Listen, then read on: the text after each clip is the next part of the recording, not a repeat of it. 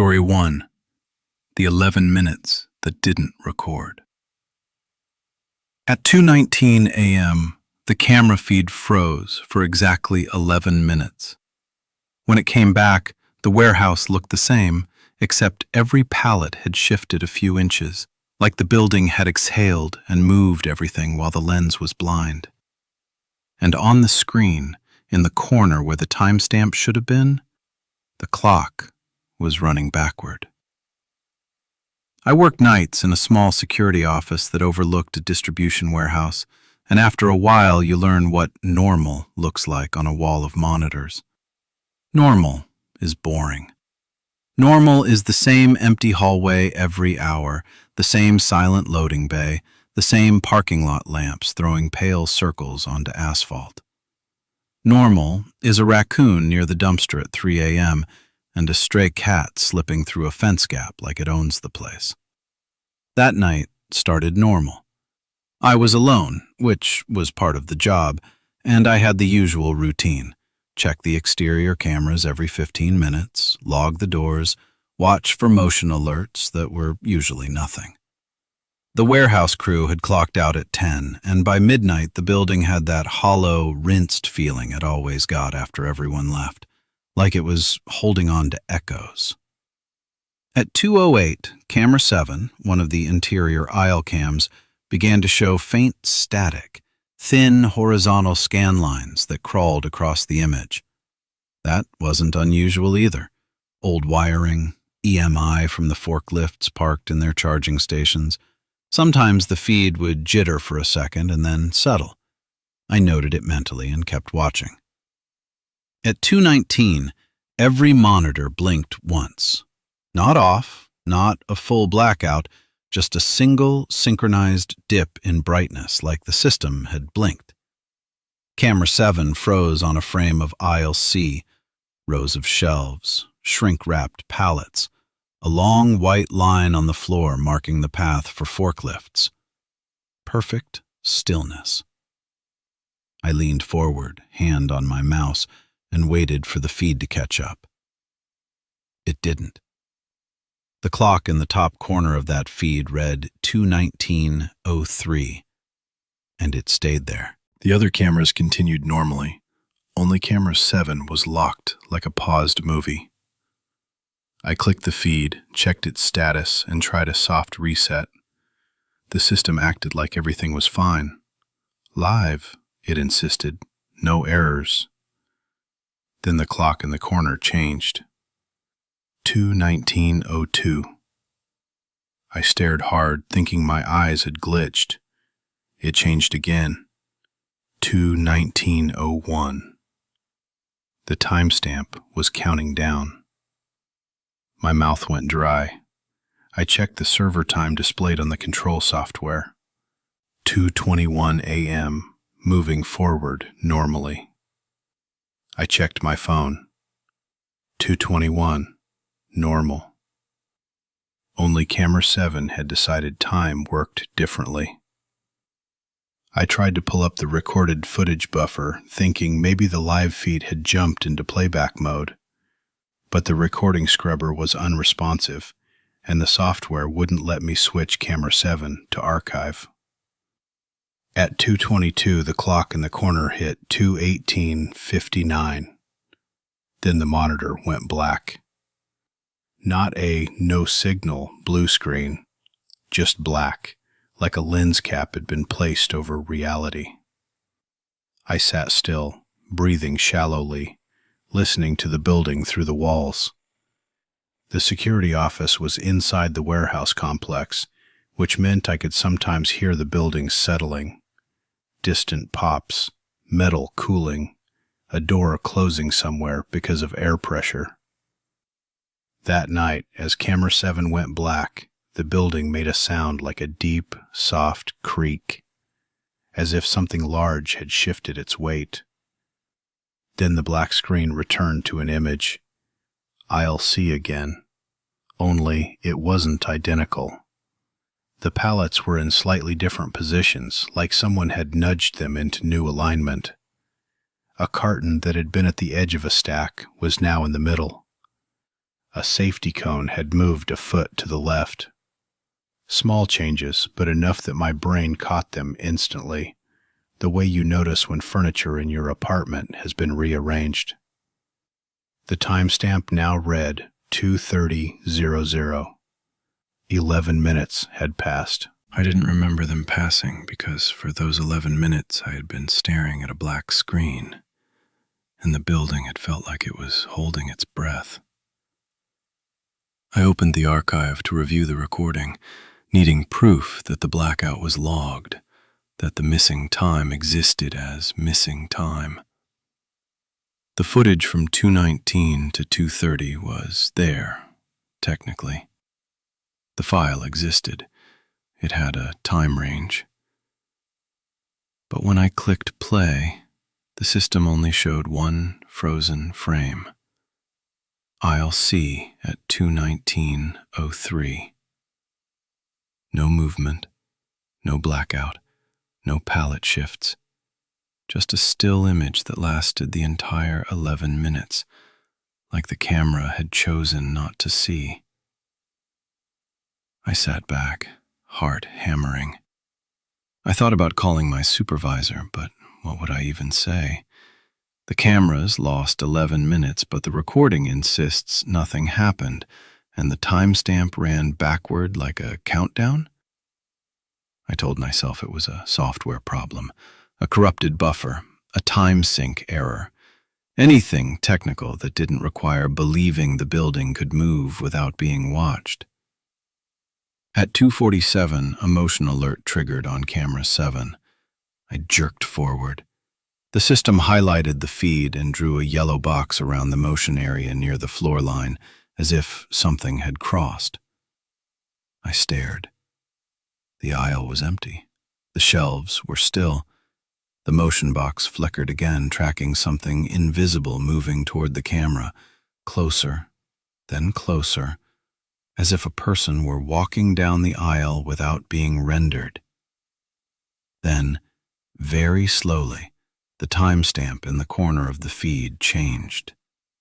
It didn't jump forward. It didn't glitch. It typed. One character at a time, like a hand entering a password. 2:58:0. The motion box stopped at the exact point where a person would stand if they were right beneath the camera. The screen brightness dipped slightly, like the lens was being shadowed.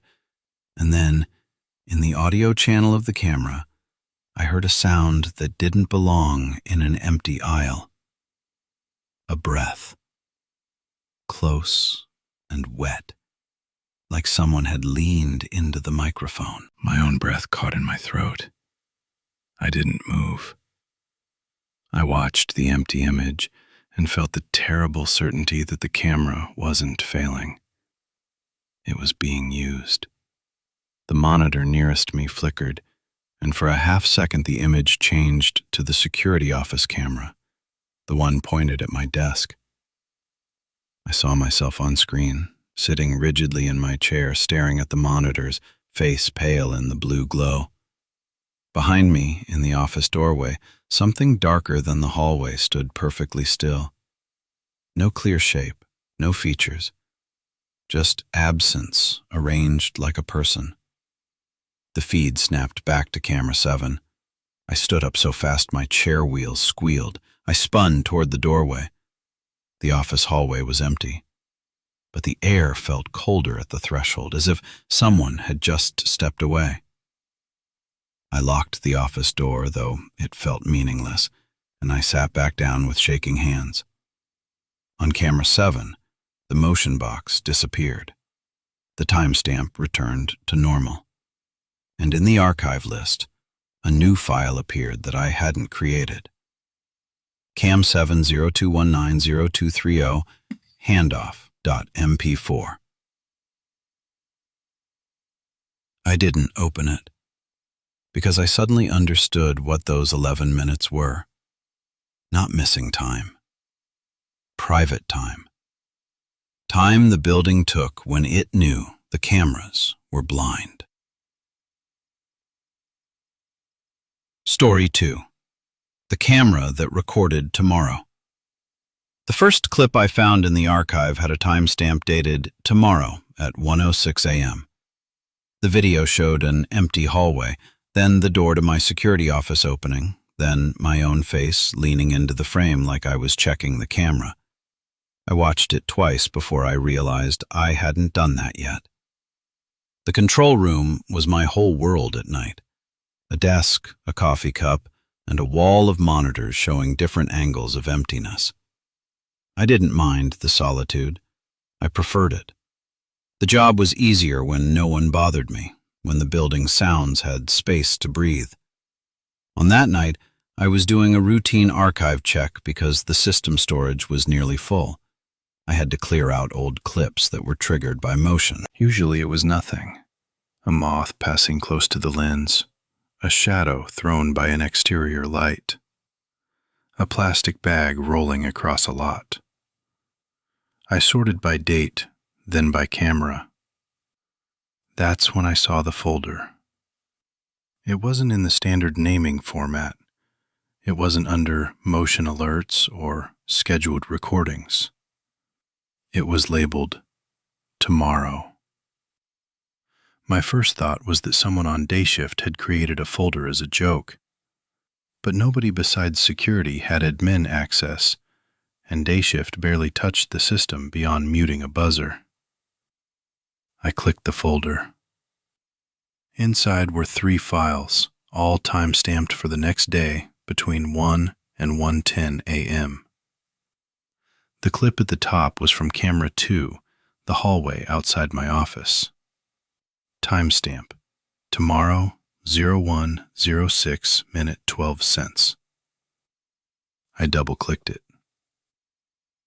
The hallway feed appeared, clean and stable. I watched 30 seconds of nothing. Empty corridor, flickering fluorescent light, the far exit sign glowing. Then the office door opened, and I watched myself step out. Not in the way you step out for a quick bathroom break, but slow, deliberate, like a person moving in a dream. I stood in the hallway, turned my head left and right, then looked directly into the camera lens. Then I smiled. It wasn't my normal smile. It was too relaxed, too satisfied, like someone who had finally solved something. I leaned in close and mouthed words I couldn't hear because the hallway camera had no audio. Then I stepped back into the office and closed the door. The clip ended. I sat perfectly still, feeling my pulse thud in my throat. I checked the system clock. It was still tonight, not tomorrow. I checked my phone. Still tonight. I replayed the clip 3 times, searching for a sign it was edited. There was no jump cut, no obvious manipulation. The footage looked like our cameras always looked. Slightly grainy, slightly cold, with that hospital-like fluorescence. I opened the file properties. The metadata matched the timestamp. It insisted it had been recorded tomorrow. I should have deleted it. I should have called IT. I should have done anything rational. Instead, I opened the second clip. Camera 9, the main lobby. Timestamp: tomorrow, 1:08:40. The lobby was empty, dim lights reflecting off tile.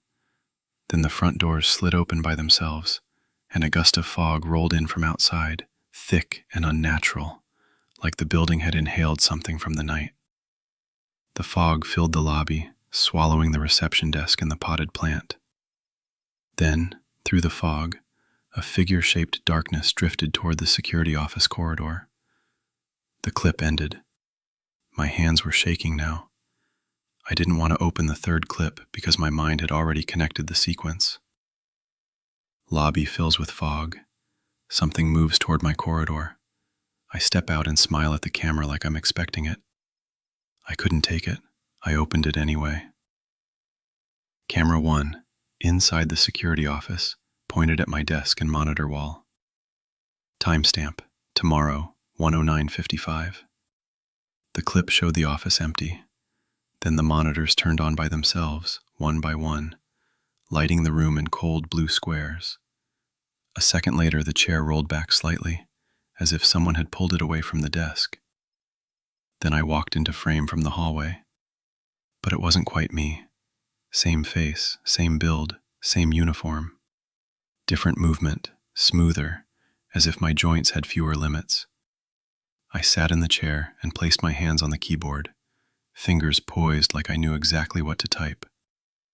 The camera angle wasn't close enough to read the screen, but I could see the monitor glow change.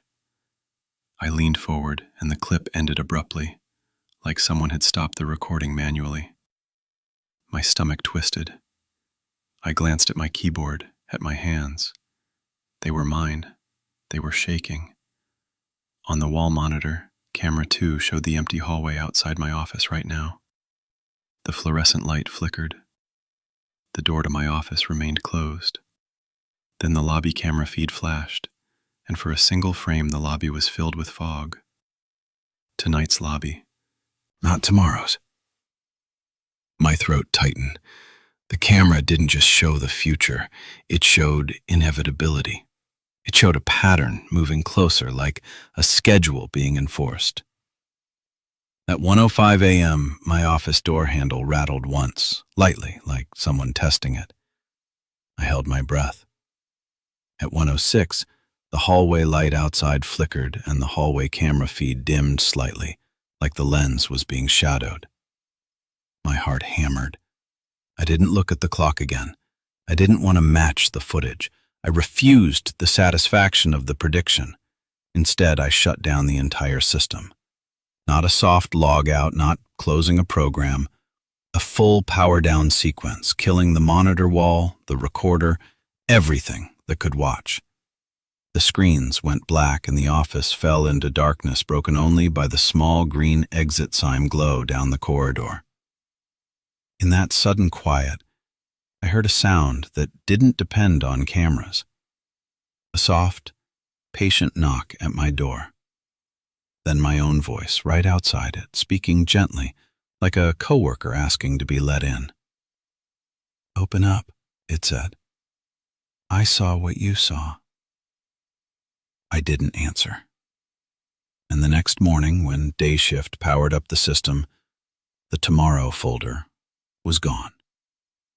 So were the clips.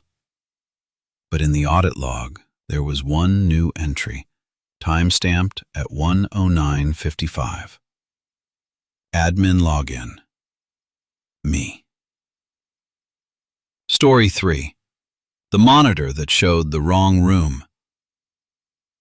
The camera labeled Stairwell 3 didn't show our stairwell. It showed my apartment bedroom from an angle that could only exist if a camera were mounted in the corner of my ceiling. And on the bed, perfectly still, was my own body, asleep. After the first 2 incidents, I tried to convince myself that surveillance systems are just fragile technology. Clocks drift, hard drives corrupt, metadata lies, people make mistakes. Even when the footage feels personal, you can still blame the machine. Then the machine showed me somewhere it had no right to see. It happened on a Sunday night shift when the building was quieter than usual. I worked security at a corporate office park, not a warehouse, and the property manager had upgraded our camera system recently. More cameras, better resolution, better night vision. The kind of upgrade people trust because it creates the illusion of more control. Around 2 a.m., I was flipping between feeds out of boredom. Parking lot, lobby, elevator, stairwell, side entrance, maintenance corridor, repeat. When I clicked Stairwell 3, the image on the monitor made my blood run cold. It was my bedroom. Not a random bedroom, my bedroom. The same nightstand, the same cheap lamp, the same stack of books I kept meaning to donate. The camera angle was high in the corner, looking down toward the bed exactly the way a security camera would. The room was lit by faint city glow through my curtains, and on the bed, I could see myself sleeping. I stared until my eyes started to sting. My mind tried to build a rational explanation, a test feed, a demo clip, something accidentally routed, a prank. But the details were too precise, too intimate. I could see the crease in my pillow. I could see my blanket shifted the way it always shifts when I fall asleep on my side. I reached for my phone with shaking hands and called my roommate, because if I could wake him and ask what he saw, it would make this real. No answer. I texted him. No delivery confirmation. No service, I realized. Not on my phone, not in the building. The signal icon had fallen to nothing. On the bedroom feed, my sleeping body moved slightly, rolling a shoulder, adjusting in sleep. Then, on the camera view, the bedroom door opened. Just a crack. The hallway beyond was dark. Something stood there, not stepping in, only holding the door open as if watching. The camera's night vision didn't render it as a person. It rendered it as a darker patch within darkness, an absence with edges too smooth. I swallowed hard and tried to switch away from the feed. The system wouldn't let me. Every click returned me to the same image, like Stairwell 3 had become a channel I couldn't change. The thing at my bedroom door didn't move.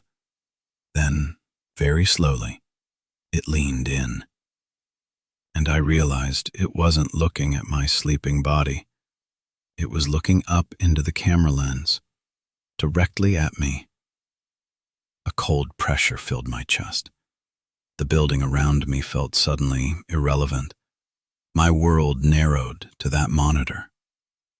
I forced myself to stand up, chair scraping, and walked into the hallway outside the security office. I didn't know why.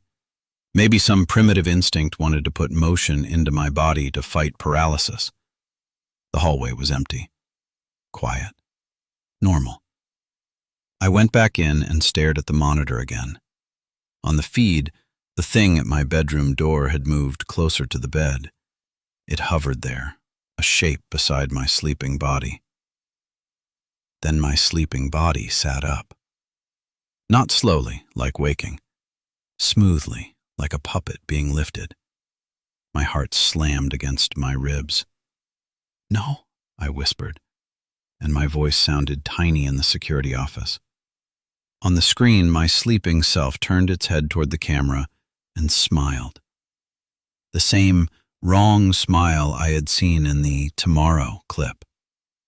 I felt nauseated. My hands trembled as I reached for the monitor power button. The moment my finger touched the button, the feed changed. Now the camera showed my security office from the ceiling corner above the door. It showed me standing in front of the monitor wall, finger on the button, face pale. And behind me, in the office doorway, the hallway was darker than it should have been, as if it contained a shadow not cast by any light. I spun around. The doorway was empty, but I could smell something faintly. A sterile, metallic smell like old batteries and wet dust. On the monitor, the camera angle remained fixed. It showed my doorway. Then, on screen, my office door began to close by itself, slowly, quietly, like someone pulling it shut from the outside.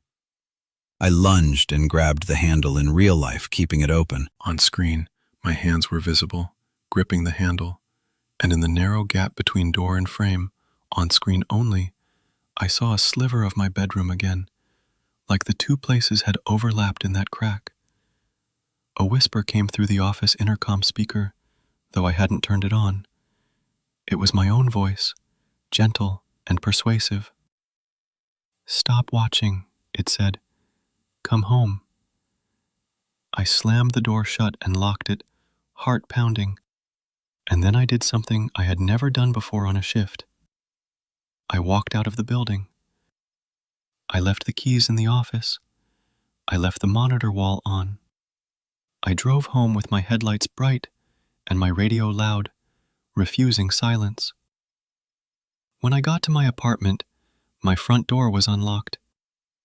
My roommate was asleep on the couch, TV still on, like nothing had happened.